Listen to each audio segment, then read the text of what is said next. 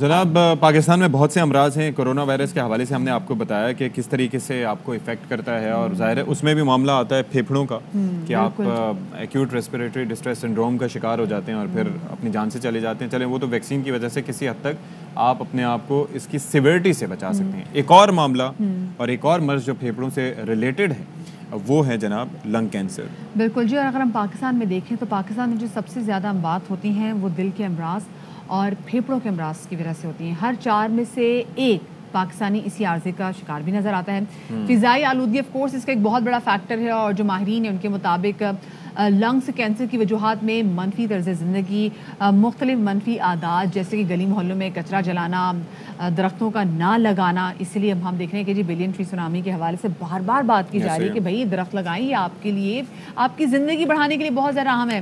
سبزہ زار ہم دیکھ رہے ہیں کہ کافی زیادہ کم ہے. تمباکو نوشی 1000 بار اس حوالے سے بات کر چکے, لیکن اس کے باوجود تمباکو نوشی میں دن بدن اضافہ ہوتا چلا جا رہا ہے. خوراک ہماری اچھی نہیں ہے, ہم زیادہ چربی والے کھانے کھاتے ہیں, ہم زیادہ مرچ مسالوں والے کھانے کھاتے ہیں, وہ تمام تو چیزیں کرتے ہیں جو کہ ہماری صحت کے لیے اچھی نہیں. اور اس کے بعد کیا ہوتا ہے جناب کہ ہم دل اور پھیپھڑا, مطلب ضروری نہیں کہ آپ کے جی کھانوں کا پھیپھڑے سے کیا تعلق ہے, تو بالکل جناب ہر چیز کا تعلق ہے. اور ظاہر ہے کہ جو علامات ہوتی ہیں وہ ہم آپ کو بیان کر چکے ہیں, اور اسی پر مزید بھی ہم بات کر لیتے ہیں. ڈاکٹر فیصل اسد صاحب ہمارے ساتھ اسٹوڈیوز میں کنسلٹنٹ پلمونالوجسٹ ہیں, اور ان سے ہم بات کرتے ہیں. السلام علیکم سر, ایک بار پھر سے آپ کے خیر مقدم کرتے ہیں. ذرا فرمائیے گا کہ آج کل زیادہ تر امراض ویسے میں دیکھ رہا تھا, کورونا کو بھی دیکھ لیں, اس کو بھی دیکھ لیں, پھیپھڑوں سے متعلق ہی آتے ہیں, تو اس کی وجوہات کیا ہیں لنگ کینسر کی؟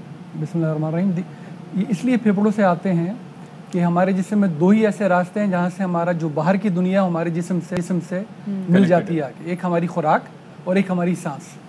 تو اگر ہمارا ماحول اچھا نہیں ہے, اس میں جو کوالٹی ہے وہ اچھی نہیں ہے, اس ہوا کی جو ہم سانس لے رہے ہیں, تو یقین ہمارے پھیپھڑے اس سے متاثر ہوتے ہیں. کینسر کی آپ نے بات کی, تو کینسر ایک انفرادی سطح سے شروع ہونے والی بیماری جو ہمارے رویے سے پیدا ہوتی ہے, جس میں تمباکو نوشی ہے, وہاں سے لے کر پھر ایک اجتماعی ذمہ داری بن جاتی ہے کہ جی ماحول سب کی ذمہ داری ہے. اگر میں سگریٹ نہ بھی پیوں تو جو ماحول میرے ارد گرد ہے وہ سب نے مل کر بنایا ہوا ہے. مجھے خود اوائڈ کرنا ہے سگریٹ کو بھی, شیشے کو بھی, تمباکو نوشی کی ہر شکل کو, اور ہمارے ملک میں تو پان اور گٹکے کو بھی. اس سے پھیپھڑے کا نہ صحیح تو حلق اور زبان کا اور منہ کا کینسر ہوتا ہے, گلے کا کینسر اس سے ہوتا ہے. تو ہے تو وہ بھی کینسر, اتنا ہی موذی ہے جتنا لنگ کینسر. ڈاکٹر صاحب پرسپشن یہی ہے کہ جی پھیپھڑے کا کینسر صرف ان لوگوں کو ہوتا ہے جو کہ تمباکو نوشی کرتے ہیں, جو سگریٹ پیتے ہیں, تو کیا صرف سگریٹ پینے والوں کو پھیپھڑے کا کینسر ہوتا ہے؟ جی دیکھیں, سائنٹیفکلی اسپیکنگ تو ایک قسم ہے لنگ کینسر کی, خواتین میں ریلیٹیولی زیادہ کامن ہے, وہ بغیر تمباکو نوشی کے بھی ہو سکتی ہے. اپنی زبان میں اسے ہم ایڈینو کارسینوما کہتے ہیں. اس کے علاوہ بہت ساری وجوہات, اس میں انوائرمنٹ سر فہرست ہے. اب تو اتنی زیادہ ٹاکسک گیسز ہمارے ارد گرد موجود ہیں, ہم خود جلا رہے ہیں. اس شہر کی بات کر لیں, کراچی کی, آپ صبح نکلیں, آپ کو اس میٹروپولس میں صبح صبح کچرا جلتا ہوا نظر آتا ہے. ابھی بھی ویسٹ ڈسپوزل کا اور کوئی طریقہ ہم نہیں دریافت کر سکے. یہ کاربن مونو آکسائڈ ہے, یہ ہمارے پھیپھڑوں کو براہ راست متاثر کرتی ہے. پھر یہ جب یہ اوپر کی طرف اٹھتی ہے, جیسے فضا میں جاتی ہے, وہاں جا کر یہ دوسرے کیمیکل کمپاؤنڈ سے مل کے, جو اس کو ہم کہتے ہیں سرفیس لیول اوزون لیئر, وہ کریٹ کرتی ہے. انتہائی ٹاکسک اور اریٹنٹ ہے ہمارے پھیپھڑوں کے لیے, اور ہر طرح سے ہم گھر گئے. آپ یہ دیکھیں کہ ویسے تو ہم یہ دیکھ رہے ہیں. اچھا, کچھ شہروں کے حوالے سے آپ نے اسیسمنٹ کبھی کی, جائزہ لیا کہ جناب اسلام آباد میں یہ زیادہ ہے, کوئٹہ میں زیادہ ہے, کراچی میں زیادہ ہے, لاہور میں؟ جی یہ کچھ یہ ہوتا ہے کہ گلوبل ایجنسیز اب موجود ہیں جو ایئر کوالٹی انڈیکس کو فالو کر رہی ہیں بہت ہی کلوزلی. وہ پوری دنیا میں کرتی ہیں, ہر ملک میں کرتی ہیں, ملک کے مختلف شہروں میں کرتی ہیں, شہروں کے مختلف علاقوں میں بھی کرتی ہیں. اس وقت بھی آپ دیکھیں گے کوئی بھی جا کر وہ IQ ایئر کے نام سے ویب سائٹ موجود ہے, اوتھینٹک ویب سائٹس ہیں. اس کے اندر لیول بھی کیا ہے وہ بھی ہمیں پتہ ہے. تو ہماری کراچی کی اگر آپ بات کریں گے تو اٹ ویریز فرام 60 to 180.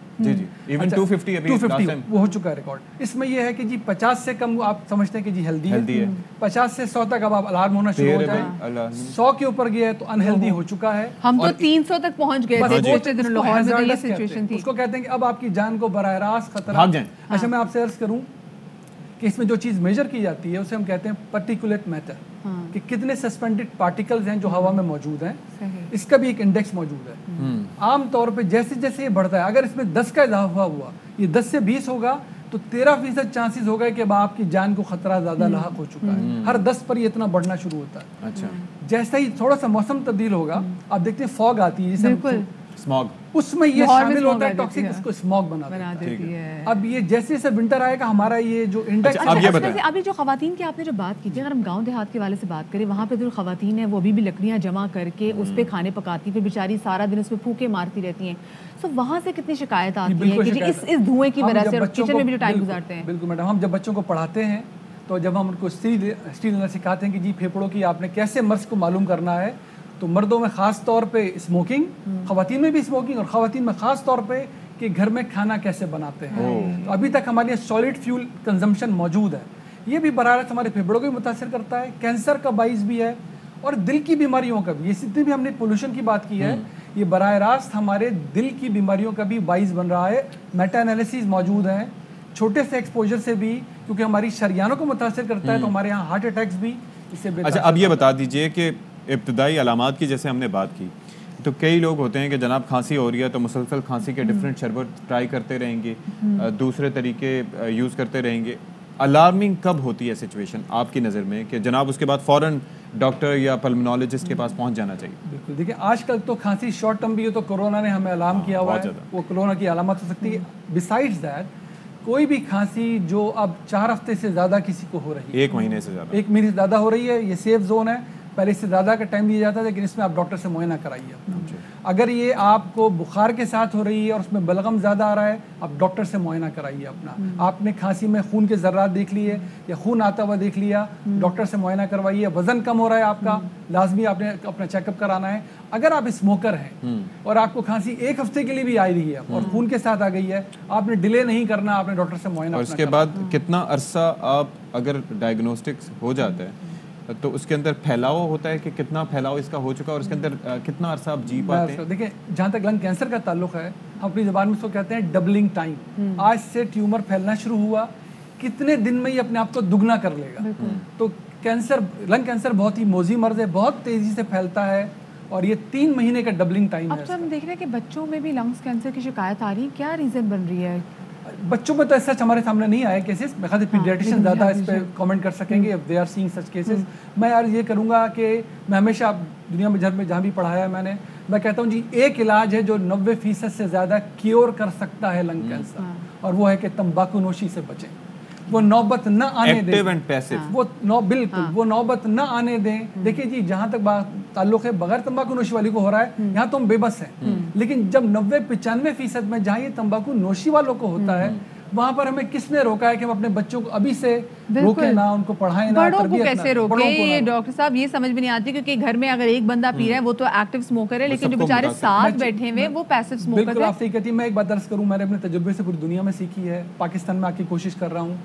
हम सिगरेट को लेते हैं एक हेल्थ इशू, लेना चाहिए, बिल्कुल बहुत बड़ा हेल्थ इशू है, हम इसको पाकीज़गी का इशू भी बना लें। सिगरेट में 60 से ज़्यादा कॉन्स्टिट्यूएंट हैं जो कार्सिनोजेनिक हैं, जो कैंसर का बाइस बनते हैं, एक चीज़ नहीं है।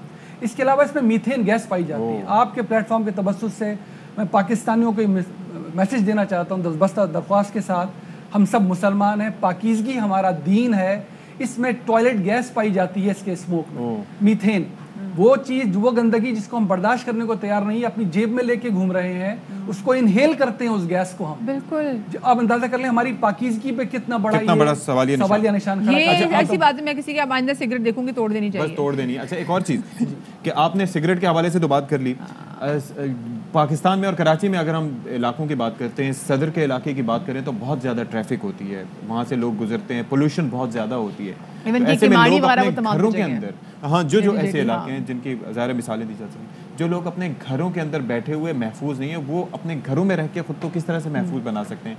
क्या कोई छोटी छोटी चीज़ें ऐसी हो सकती हैं? प्लांट्स लगा सकते हैं? जी, मैं अर्ज़ करता हूँ। पहली बात ये कि अगर आप और मैं जानना चाहें, हम सदर में हैं, पाकिस्तान के किसी भी हिस्से में, दुनिया के किसी भी हिस्से में हैं, कि हमारे अंदर हमारे फेफड़ों का क्या हाल है, तो उसका आसान तरीका है कि अल्लाह करे वो मौजूद हो आसपास दरख्त हमारे, आप दरख्त को देखिए वो कितना हरा भरा नजर आ रहा है। अगर वो सियाही माइल होना शुरू हो गया है, समझ जाए आपके फेफड़े भी सियाही माइल होना शुरू हो चुके हैं। अल्लाह ताला ने कितनी मेहरबानी की है, हमारे जिस्म में भी फेफड़े रखे हैं और हमारे माहौल में भी उसने फेफड़े उगा दिए हैं दरख्तों की सूरत में। दरख्त तो कम है, अब दरख्त कम है, दरख्त कट रहे हैं। अगर आप इजाजत देंगे तो इस बार जो ईंधन के लिए कट के गिरा है चिड़ियों को बड़ा प्यार था उस बूढ़े शजर से, ऐसे ही हमने तो अपने फेफड़े अपने हाथों से काट डाले।